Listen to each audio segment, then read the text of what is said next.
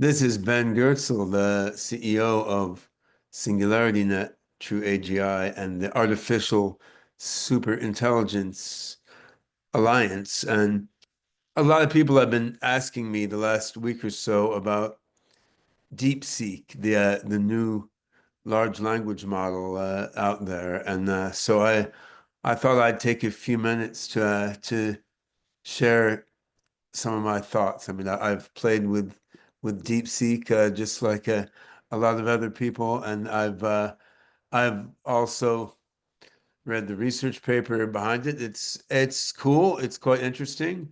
I think it's a significant advance. I mean, it's not like a incredible, overwhelming revolution in AI. It's not even as big an advance as, say, the invention of transformer neural nets by Google Brain way back when. But I mean, it's certainly it's a big step forward, and I want to talk a little bit about why and what kind of step forward it is, because I think a lot of the reactions I'm seeing out there are quite a bit off base. I mean, DeepSeek, it's a significant efficiency gain in the LLM space, right? And that's cool. I mean, that will have a big impact on the nature of LLM applications, on the economics of LLM applications. But I mean, this efficiency gain, it's not like a fundamental breakthrough toward AGI. It's not like a fundamental shift in the center of gravity of AI innovation. It's more like a faster than expected leap along a trajectory that we knew we were following anyway, rather than like some sort of disruptive paradigm shift, right? I mean, it's much like phenomena we've seen many times before. Like I was doing computer graphics in the early 1990s, and if you wanted to render an image in the early 90s, it took a high-end supercomputer to render an image. Now you can render an image on your phone. Face recognition used to be an expensive niche application. Now it's a commodity feature on a low-end smartphone, right? And so you knew the same thing was going to happen with large language models. They start out expensive, they start out needing huge amounts of compute power, and they wind up cheap and commoditized. So none of that's surprising. What's interesting is just how fast it happened, right? And how suddenly it happened. But wait a minute, hold on, we're supposed to be on the dawn of the technological singularity, right? I mean, Ray Kurzweil foresaw singularity coming in 2029. Well, the notion of the singularity is as you get there, technological advances happening faster and faster and faster until it seems to be happening, almost incomprehensibly fast to the human eye. Well, this is exactly the kind of thing you would expect to see as you get closer and closer to the singularity, is advances happening way faster than your intuition would lead you to expect, because our intuitions they're sort of tuned by evolution for linear thinking. They're not tuned for exponential thinking. What we're seeing now is, the kind of exponential advance you see as you get close to the singularity, right? And I mean, DeepSeek is just one of many, many interesting moments like this that we're going to see as the last years before the singularity unfolds. So what's going on under the hood in DeepSeek?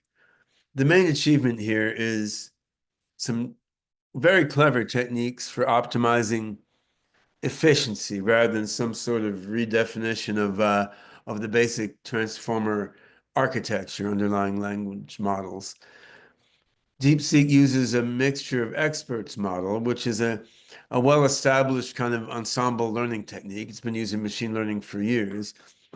But DeepSeek uses mixture of experts alongside some other efficiency tricks to minimize computational costs in a quite clever way. So, I mean, mixture of experts, you have a whole bunch of different sort of internal agents, each of which is good at a different thing, and you combine together their results to get an answer. And this has been used in transformers and language models for a while. But the way DeepSeek uses it allows just a small percent of a large network to be used at any given time, like to give a certain answer. So if you have like 671 billion parameters, maybe 37 billion are needed to answer a given question. So you have like 1/18 the compute power is needed to answer the question, right? So you're wasting a lot less compute power by not using parts of the neural network that aren't actually needed for answering the question in order to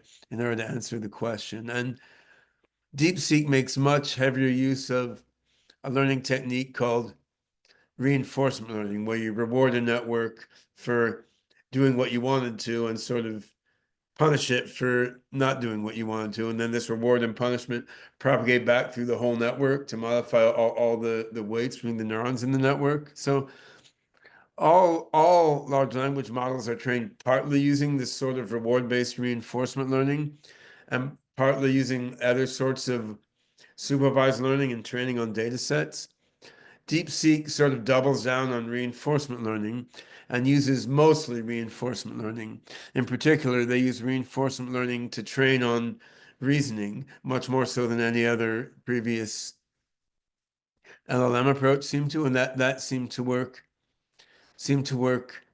super well. And they also used multi-token training DeepSeek to predict multiple pieces of text at one time, which increasing the training efficiency. So putting all these sorts of optimizations together, you get DeepSeek to be like an order of magnitude cheaper than OpenAI and Anthropic and so forth for training and for inference, right? So this is a really powerful and meaningful engineering refinement. I mean, it's not a conceptual leap toward AGI. It's not a whole different way of doing things, but I mean, speeding things up and making things cheaper by a factor of like 10 or 20 is pretty amazing. And I mean, and it lets you rethink the whole economics of what you can do with LLMs, right? Another really interesting thing about DeepSeek is its embrace of the open source approach, which is quite a contrast to the walled garden strategies of, for example, Open AI, which, in spite of having open in the name, has never really followed a terribly open strategy. In fact, if you looked at Open AI's website back in the very beginning when they first launched, you could see they were hemming and hawing and saying, well, we'll be mainly open, but when we judge it's most appropriate not to be open, maybe we won't be. It turned out, well, they judged it was almost never appropriate to be open. Anthropic, most others in the US AI scene have followed suit, with a notable exception of Facebook, which under the direction of Jan LeCun has opened up their Llama AI models and a whole bunch of other amazing stuff. Well, DeepSeek has opened their model. They published a research paper describing what they did. And I mean, this I think is an amazing positive thing. Open source AI fosters rapid innovation, broader adoption, collective improvement. I mean, business-wise, proprietary models do let companies capture more direct revenue in some ways, but the open approach, on the other hand, leaves plenty of business avenues open, and it allows a much broader community to contribute to development. It makes tools available to more researchers, companies, independent developers. I mean, the hedge fund high flyer that developed DeepSeek is not a charity, right? I mean, they know open source AI is not just about philosophy and doing good for the world. They know there are quite valid, solid business models that come along with open source. You can do services, enterprise integration, hosting. You can use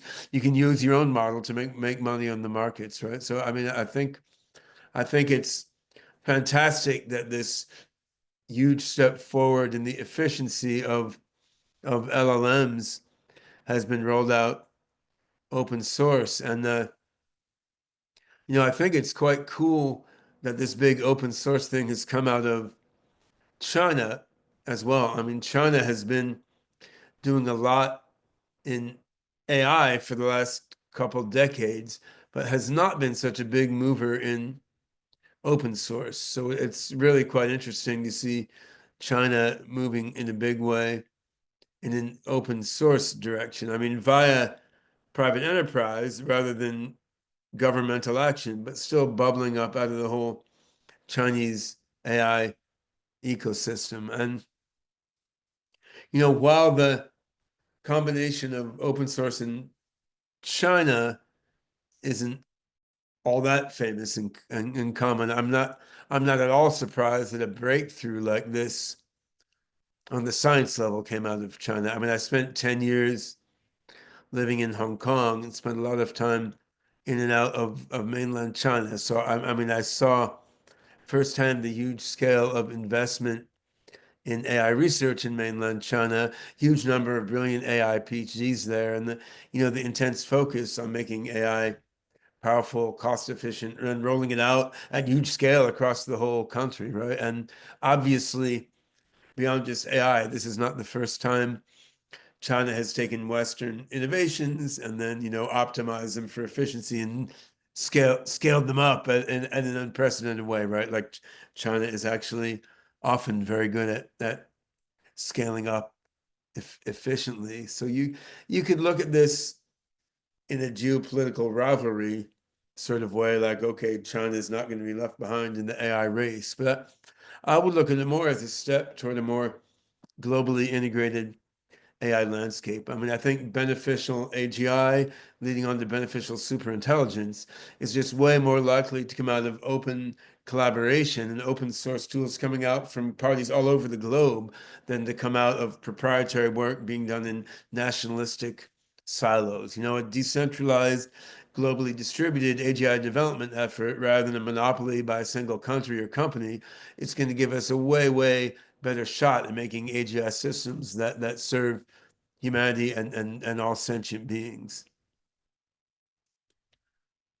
What are the broader implications here? Well, first of all, I think LLMs, while powerful, they're not the future of AGI anyway. So, I mean, the implication of faster, better, cheaper LLMs for AGI are somewhat limited.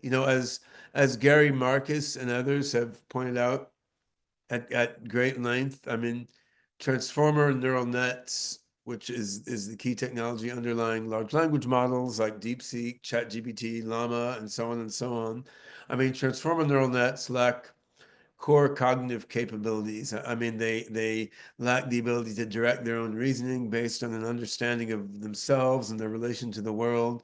They lack the ability for grounded compositional abstraction. I mean, they're not going to really grow into autonomous human-like minds that can take big leaps beyond their experience. LLMs appear to be general because their training data is so general, but they can't actually leap very far beyond their training data the way that people can take wild, crazy, imaginative leaps. That said, I mean, LLMs can automate a huge number of economic tasks and transform maybe every industry. And I mean, lower cost, faster LLMs can speed up that process, which is fantastic. But in terms of the pathway to AGI, I don't particularly think faster, cheaper LLMs helps that much. It may help a little bit because LLMs may be part of the scaffolding that helps you get to AGI.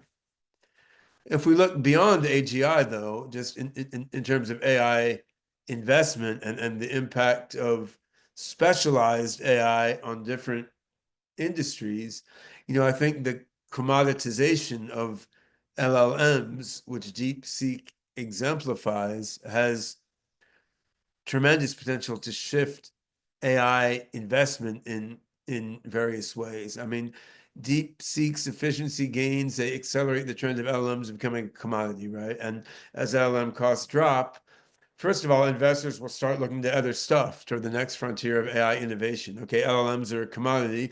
Well, maybe we go to neuromorphic chips. Maybe we go to humanoid robots. Maybe we go to neural-symbolic or evolutionary AI, different architectures beyond transformers, right? But also, I mean, now that we have smaller, faster, cheaper LLMs, I mean, we can deploy them on decentralized networks. We can put them on the edge, right? It becomes much easier to deploy AI models in decentralized networks like we have at SingularityNET and the Artificial Superintelligence Alliance. So I think DeepSeek and the other models like it that will surely soon follow are really good for the decentralized AI ecosystem for every AI blockchain project because they make it just so much easier to roll out big decentralized networks with LLMs at the nodes.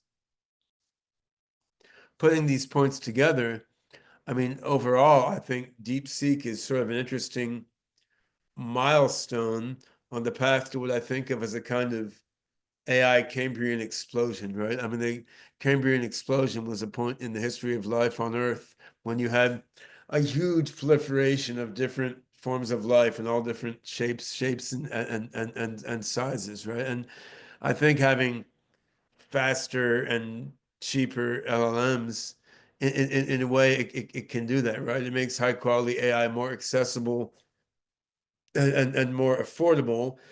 It reinforces the inevitability of exponential progress in AI and the international scope of cutting edge cutting edge AI development. I mean, not that long ago, Sam Altman was saying, well, it's kind of hopeless for startups to do anything with merely $10 million. Well, now it's pretty clear that's not so true anymore, right? We can have a much greater diversity of startups, research projects, nonprofit efforts, making real advances in AI. I mean, for my own research projects with OpenCog Hyperon, with SingularityNET, with the ASI Alliance, previously people were saying to me, well, sure, you're a reasonably big project, but you don't have hundreds of billions of dollars. Like, even if you have better ideas and algorithms about how to build AGI, like, how can you hope to compete when you don't have billions and billions of dollars of centralized servers at your disposal? Well,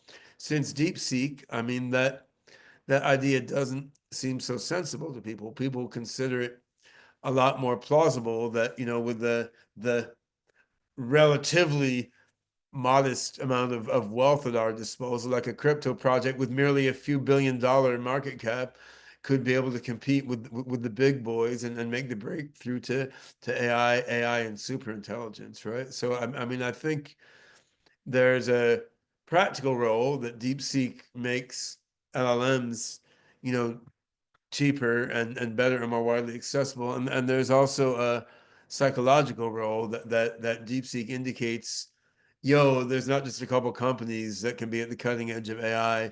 It's a much more open landscape than that. And I think that's a very powerful message. I always knew it was an open landscape. That's why I'm working as hard as I can to build a beneficial thinking machine with my colleagues at the ASI Alliance, right? But I think that point is much more clear to a much broader variety of people post DeepSeek. I mean, I think that sort of market crash in AI stocks and tokens after DeepSeek was announced is, in a way, a little bit silly. I mean, I can understand it from a market dynamics standpoint, in that, like, Nvidia's stock had gone way up because people thought there would be a huge shortage in GPUs because all these big companies would need to buy all the GPUs and they'd be vying to buy them. Then Nvidia's stock went down when people realized that ridiculous shortage might not be as bad as they thought. Then many of the same investors who invest in other AI companies and token projects also had money in Nvidia. They lost some money, so they pulled money out of other AI projects. I mean, you can see how the market dynamics would lead to a crash like that post DeepSeek, but fundamentally, the rational impact of DeepSeek on the equity and crypto markets for AI is great. It's like you can do more AI with less money now. This is tremendously good for everyone in the AI market. Like, it's just one more piece of evidence the singularity is coming fast, right? And if we want the singularity to be beneficial, we need to ensure it remains decentralized, global, and open. And the fact that DeepSeek came from China, from a different side of the world than most of the recent AI innovations, and that it's open source. I mean, this is a beautiful piece of evidence that the singularity may well be beneficial because AGI may well be decentralized, global, and open, right? So, I mean, DeepSeek certainly isn't AGI. It's not like a revolution. It's an efficiency optimization. It's a step along the way, but it is an exciting step in this like overall dance we're all doing in this final few years before the singularity that's going to bring us AGI and ASI and a whole bunch of other amazing consequences.